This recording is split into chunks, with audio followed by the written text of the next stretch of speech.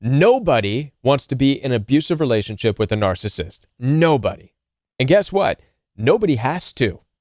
I mean, last I checked, this is America, right? Land of the free, home of the brave. So why aren't you free? And why aren't you being brave? It's a good question. I'm going to give you 3 reasons based on my coaching experience as to why you're stuck. And these are practical reasons, by the way, as to why you're stuck with narcissists. It's not the mystical stuff. It's not the spiritual ties and the soul latches or the twin flames or any of that stuff. I mean, there's a place for that. There's a space for it. Fine. But I'm going to give you practical reasons. The first one being you're in a relationship that's functional. Now, it's still abusive, but it's functioning. We call this a functional relationship. We're going to talk about what makes a functional relationship that can still be abusive and why it's so hard to get out of these. Number 2, you're afraid. But what are you afraid of? Why are you afraid? Look at you. Working out in the gym, mixed martial arts, right? Captain of the old football team, Miss cheerleading homecoming squad. You're not afraid of anybody or anything. But you're afraid here. Why? It's a different type of fear that you're up against. It's actually the fear of King David. We're going to talk about that and why it's so difficult to navigate it. Last but not least, you're dependent and you don't realize it. But dependency in this life is going to limit you. Whatever you are dependent on in this life will be your limitations. Whether it's dependency on money, house, status, whatever it is, it will limit you from going any further. These are the 3 areas that I want to talk about in this message to help you navigate, help coach you through it so you can break free.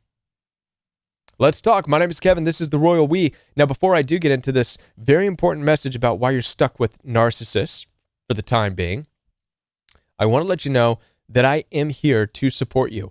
Down in the description box below this video, you'll find access for one-on-one telephone calls as well as video calls. I do take appointments through Zoom, FaceTime, WhatsApp. There's all kinds of options available for you.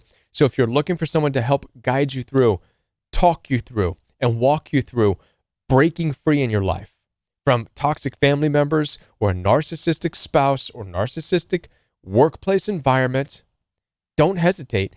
Go down there right now and schedule some one-on-one time with me. All right? I'll be waiting for you. Also, I do have a coaching program, and now my coaching program is live and in person each and every day. The Royal We coaching program is centered around a community that is there to help you stay accountable, to break the trauma bonds, also to go no contact, to move into a brand new life. So if you're looking for a program and good people to be a part of, head on down there, join the Royal We coaching program. All right? Now, there's all kinds of stuff we need to get into in this message, so let's not hesitate any further. Let's dive right into this, beginning with the number 1 reason that I come across as a coach as to why people stay in toxic relationships. And by the way, I don't mean number 1 as it's the most. There's really no order with these. I'm just meaning the number 1 reason for this video, all right? But really, these things all work together. But number 1 is going to be a relationship that is functionable. It's a functionable. You may find yourself in a functionable relationship that is still highly abusive. Now, what qualifies a functioning relationship? In order to be a functioning relationship, it has to have a third party in there that becomes the anchor of the relationship. In other words, you're not just staying with the narcissist. You're staying with the narcissist because of, and you fill in the blanks.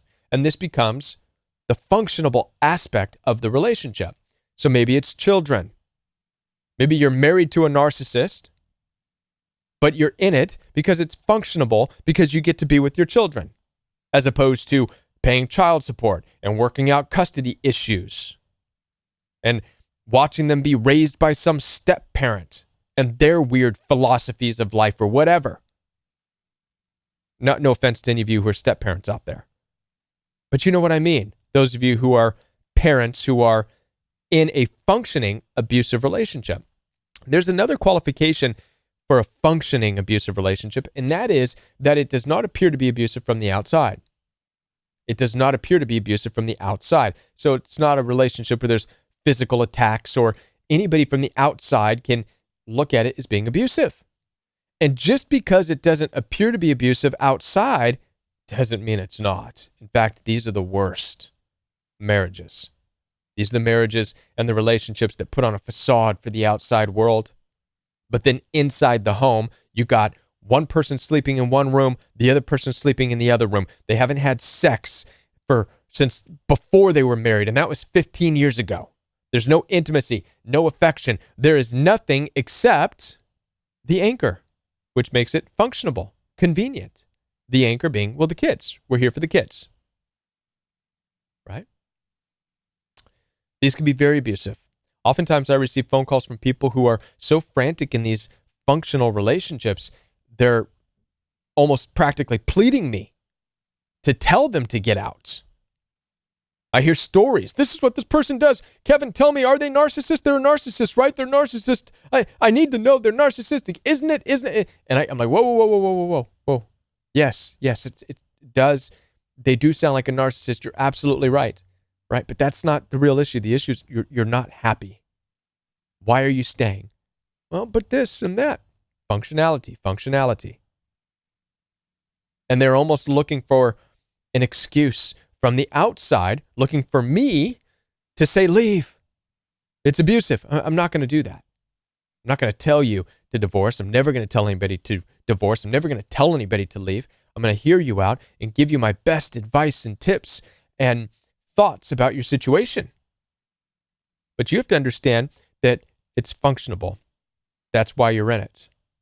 So what do you do in a relationship? What's my best advice for those of you who are in a functionable marriage, even though there's no love, there's no communication, there's no affection, there's no intimacy, there's nothing, which makes you feel alone. It makes you feel like you're dying every single day you're in the relationship. What do you do?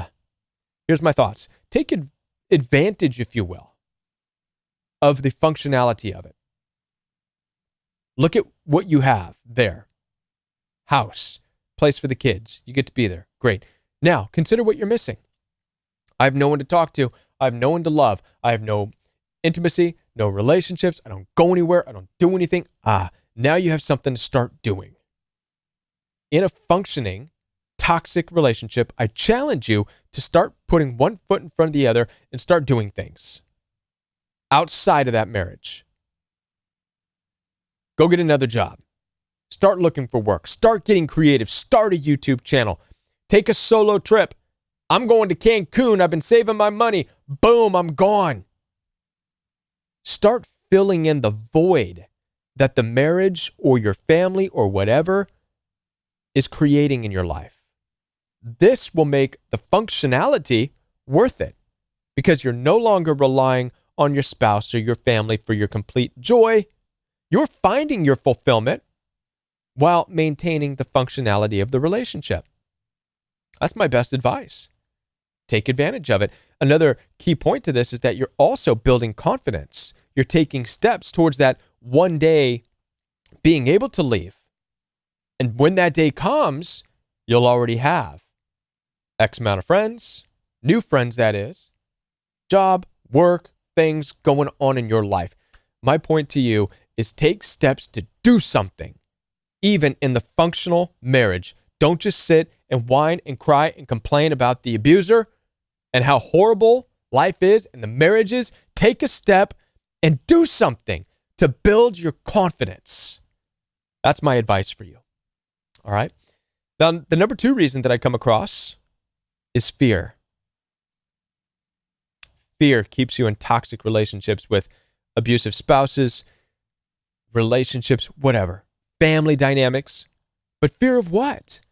This is the question. Because you're tough. You can handle yourself. I know when I was dealing with the abusive people, I wasn't afraid of them physically. It's not that type of fear. You see, you're terrified though. You're terrified to leave. You're terrified to make a change. You're terrified to start over. You're terrified. You're scared. How could you be scared? How could you be scared? I'll tell you why. Because it's a different type of fear that we're not used to. It's a fear that we are not used to facing, that we're not supposed to face. It's that fear of betrayal. It's that fear of being lied to. It's the fear of King David, by the way. How many of you know the story of King David? Before he was king, he was a young man serving a king who he loved. How many of you know that story? He served King Saul. Young David went out there, took out a giant for Saul, the king. Then David would go and play the harp for Saul. David looked at Saul as a father figure by that time. He loved him, honored him, was inspired by him. Suddenly, Saul's narcissistic rage kicked in, much like your narcissistic partner or your narcissistic father or narcissistic mother. Their rage kicks in out of nowhere, and then they're after you. They're attacking you, throwing spears at you. King David, young David, had Saul throwing spears at him, saying, "I want to kill you, David." This is why I say it's a strange fear, because do you really think King David, the one that took out a giant, is afraid of King Saul? Listen, while David was out taking out that giant, Saul was shaking in his little boots, hiding in a corner in his castle somewhere. David was not afraid of Saul physically. It's not that type of fear. Okay? You're also not afraid of the people you're dealing with or the family members. You're not fearful physically. It's the principle you're afraid of. How could somebody you love and somebody who says they love you want to hurt you? That's a terrifying thought. What does it say about you? What's it say about them? What's it say about people? What's it say about the world? Now suddenly you can see what you're afraid of. This is the territory, by the way, where most people lose their minds. I became so scared when I was dealing with the narcissistic people. Not of them. Little dirtbags didn't scare me physically. But I was scared of what I was faced with. People who can say they love you, but then want to kill you, destroy you, take from you, rob from you. That's terrifying. The fact that you can give your heart over to something, to somebody, and them turn on you, betray you, that's terrifying. The fact that you have to explain what's going on to other people. Nobody understands. That's terrifying. Right? This is what you're really afraid of. You're not afraid of them. You're afraid of what it means, how the world is going to shift based on your new understanding and your new experience. You're afraid that nobody's going to understand you. You're afraid that you may never find love because this one didn't work. There's all kinds of reasons to be terrified, and that can keep you stuck. So I want you to dwell on that. Let that digest in your mind for a bit. All right? Challenge you. Really think about what you're afraid of when it comes to leaving. You're not afraid of them. You're afraid of everything else. You're afraid of going against what you always knew. You're afraid of what your parents might say, people might say, your church might say, on and on and on. My advice to you is get prepared, because in this life, you're going to have to risk facing fear in order to become anything and to do anything. Let me tell you something about fear. Fear is actually what drives you. You know, most people don't hear this. I don't share this very much except for like on one-on-one appointments, but I'm afraid right now. This camera's rolling and I'm talking and I'm afraid. I'm afraid every time I come out here and turn this camera on.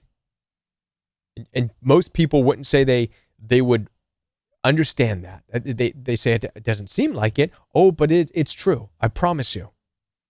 You see, I don't do this every day and talking to the camera because it's peaceful, right? I'm terrified of it.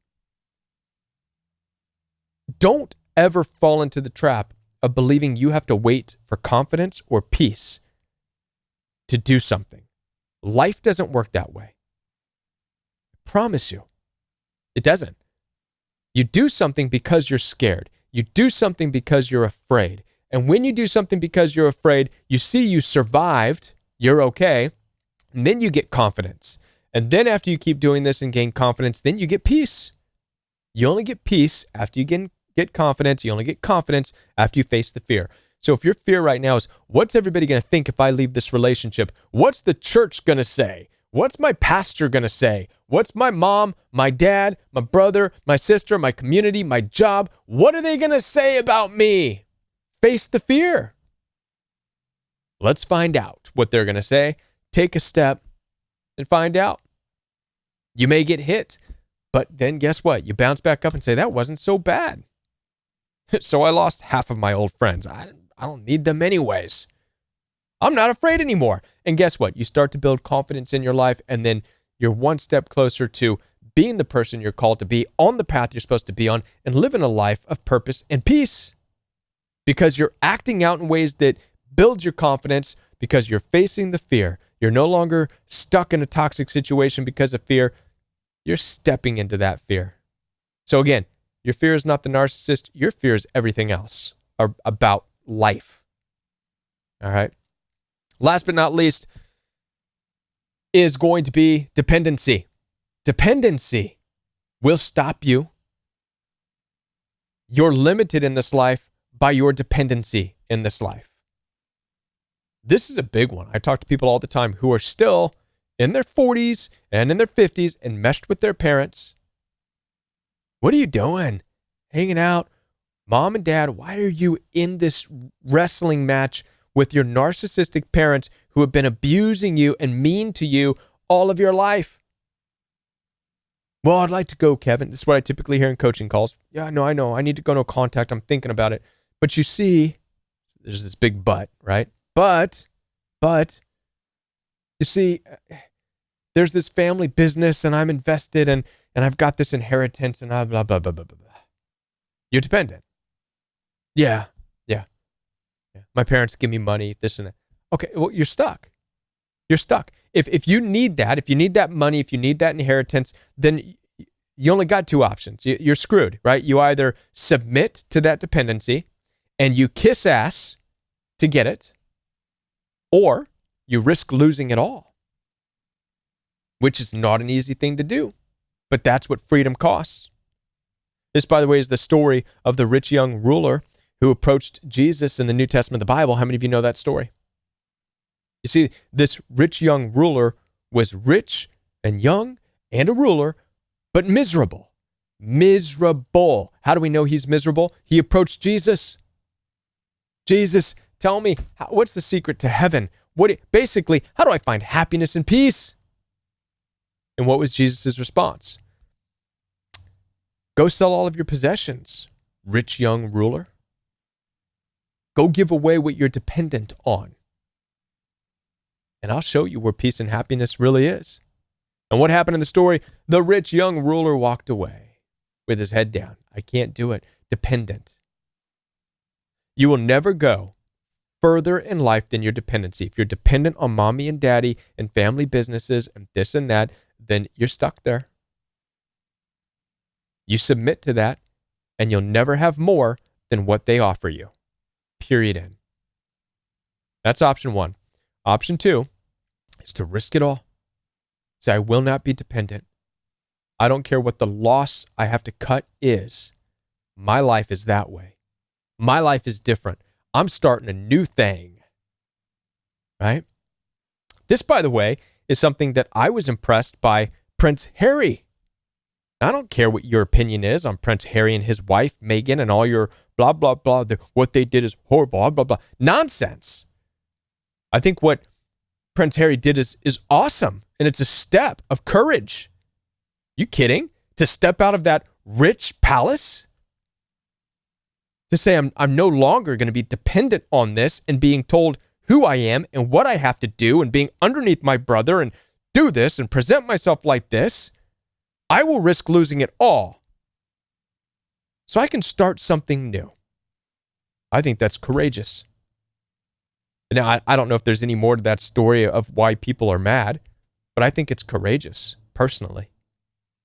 I think it's groundbreaking. Someone just walking away from that hierarchy, structure of being told what to do and how to be.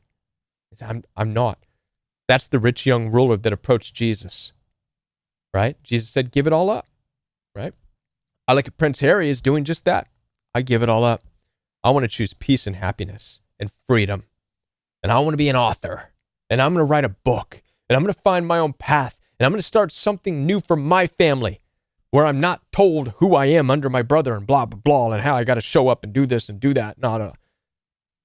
So listen, and no offense to my friends in the UK. A lot of you are my friends from the UK. I know there's probably more to the story, something I'm missing, but you get my point. The point is sometimes freedom comes at cutting your dependencies in life. And not everybody can do that. Some people don't want to. And many of you watching this video right now are in this place and you may be having a hard time. You don't know if you can cut the dependency because it's risky. Because you risk losing everything you cut away. But you can gain absolute peace and freedom. So my advice, if it's really abusive, there's no amount of money that's worth that. My advice, cut the cost, do your own thing. My advice. Take that with a grain of salt, right? Don't go out there saying, hey, Coach Kevin told me to do this, right? Even though I did. But I would like the opportunity to talk to you one-on-one. That's what I'm here for. I'm here to support you. One-on-one conversations are available. Telephone calls, video calls, Zoom, FaceTime, WhatsApp. So don't hesitate. Go down there right now. Like right now, down below the video.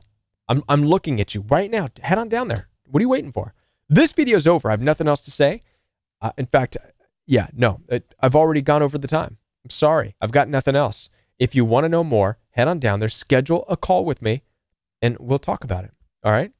I'll fill you in with the rest that I'm keeping in here just for you.